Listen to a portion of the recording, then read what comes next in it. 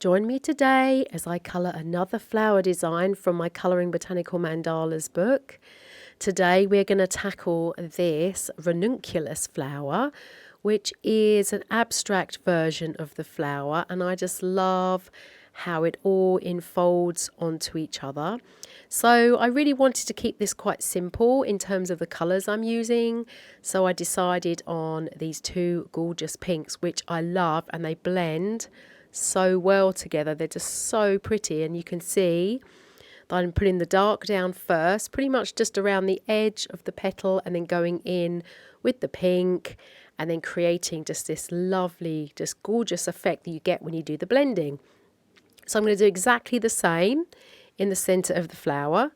So we're going to lay down the pinks first, and I think I'm going to try a little bit of darker pink in the centre here, just to kind of depict a little bit more shadow, which you generally see in the centre of a flower. So a little bit more of the dark pink and then a little bit less of the pinky pink. And these little pretty little flowers around the edge, I'm going to use the two pinks again and just alternate how I'm colouring them in, and then I get started on the green. So I'm using two different greens here again, doing a tiny bit of blending around the edge.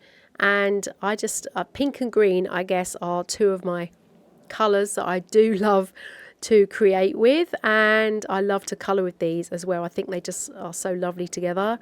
They are the colours of the heart chakra, so they have a lovely kind of balancing, passionate kind of effect when you're colouring. And then of course, to make the design pop, I've got this gorgeous turquoise blue just to kind of make something different. So I hope you love this as much as I love colouring it in. And here's the final version with the little white highlights on. I really love this, and I hope you enjoyed it too. Let me know what you think in the comments. Thanks for watching, everyone.